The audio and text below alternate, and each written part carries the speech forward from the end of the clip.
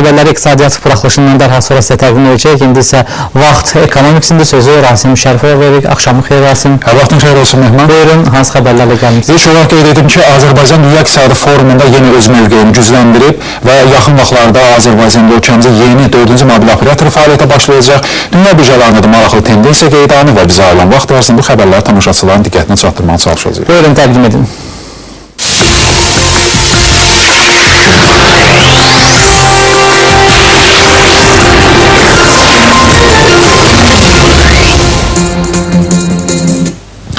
Beləliklə, həm ölkə, həm dünya iqtisadiyyatında baş verən ən son xəbərlərin təqdimatı ilə ekonomik efirdədir.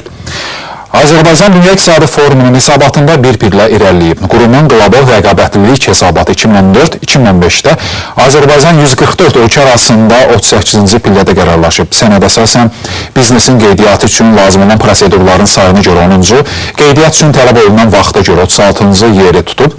Bu ölkələr sırasında Azərbaycan ümumi daxili məhsulun həcminə görə 40-70-ci, inflyasiya səviyyəsinə görə isə 1-ci yerdədir. Makroiqtisadi sabitliyə görə Azərbaycan 9-cu, biznes dəstək üzrə 80-ci əmək bazarının effektivliyi üzrə 33-cü yerdə qərarlaşıb. Hesabata İsveçrə başçılıq edir, 2-ci və 3-cü yerləri isə Singapur və Amerika Birləşmiş Ştatları tutub. 2001-ci ildən bu yana Azər Çıraq Günəşli neft-qaz yatağının işlənməsindən Dövlət Neft Fonduna 106 milyard dollar vəsait daxil olub. Bu il ərzində layihə çərçivəsində fonda 11 milyard dollara yaxın vəsait daxil olub. Qeyd edək ki, Azər Çıraq Günəşli yataqlar blokunun işlənməsi üzrə müqavilə 1994-cü ildə bağlanılıb. Blokun təsdiq edilmiş neft ehtiyatları isə 1 milyard tondur.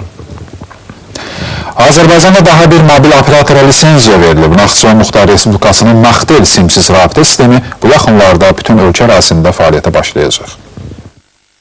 Naxtel bu yaxınlarda LTE 4G texnologiyasının tezgirlərini və lisenziyalarını alıbdır. O, indi biz müraciət edib ki, o təkcə Naxçıvanda yox, həmçinin Azərbaycanın digər rayonlarında da fəaliyyət göstərsin. Birinci mərhələdə biz yəqin onun roaminglərini təşkil edəcəyik. Çünki istənilən yerdə Naxtel telefonları işləsin, amma roaming əsasında.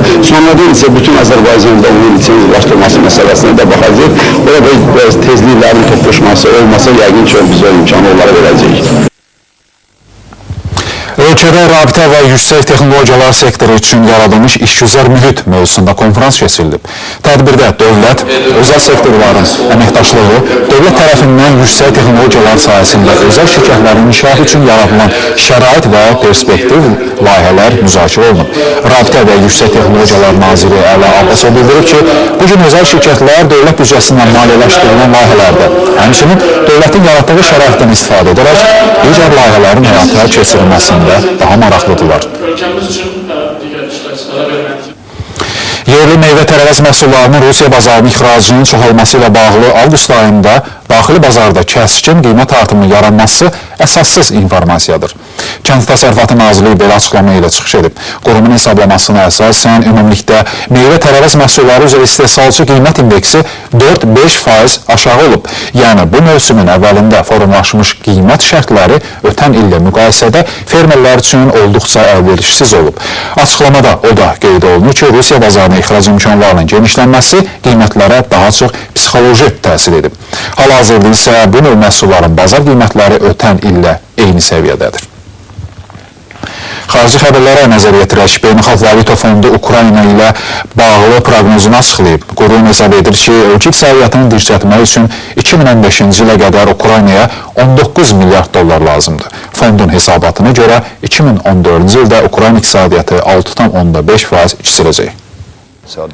Ukrayna iqtisadiyyatının cari vəziyyətini təhlil etdik. Risklər öz aktuallığını həll və saxlamaqdadır.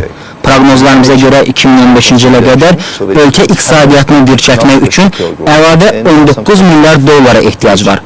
Geosiyasi və iqtisadi faktorlar Beynəlxalq Valyuta Fondunun maliyyə yardımı proqramına böyük çətinlik yaradır. Dünyanın ən iri neft-qaz şirkətlərindən biri olan Shell yaxın zamanlarda Arktika şelfindəki fəaliyyətini bərpa etməyə hazırlaşır. Şirkət rəhbərliyi yeni plana böyük ümidlər bəslədiyini ifadə edib. 2 illik fasilədən sonra Arktika şelfinə geri qayıtmağa qərar verdi. Qazma işlərinin planı barədə Amerika orqanlarına məlumat verilib. Doğrudur. Biz bu addımla böyük risk atmış oluruq. Əvvəlki fəaliyyətimizdə 6 milyard dollar vəsait xərcləndi. Amma heç bir qazanc əldə edə bilmədik. Bu dəfəki planımıza daha nitqinlə yanaşırıq. İndi isə dünya bazarlarındakı tendensiyaya diqqət yetirək. Qara qızıl bahalaşıb. Belə ki, Amerikanın New York əmtəyə birjasında araca çıxarılan light neftinin bir bareli 93 dollar 23 sentə satılır. Yəni 0,16% artıb. London birjasındakı Brent neftinin qiyməti isə 100 dollar 74 sentdir. Bu isə 0,13% bahalaşma deməkdir. Qızıl da bahalaşmaya başlayıb. Bu saata sarı metal 0,12%lik artım edib. Onun bir unsiyası hazırda 1267 dollara təklif olunur. Gümüşün qiymətində də artım dinamikası hökm sürür. Bu metal 19 dollar 19 sentə satılır. Platinin qiyməti 1407 dollardır. Palladium, mis və alüminium da bahalaşıblar.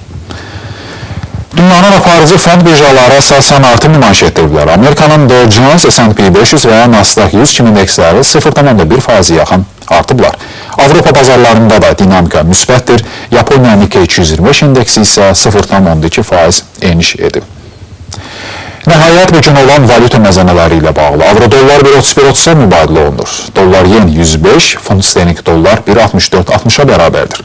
Azərbaycan Mərkəzi Bankının rəsmi valyuta məzənələri dollar 78 qəpik yarım, avro 1 manat 3 qəpik, Rusiya rublu 2,2 qəpik, Türk lirəsi isə 36 qəpikdir.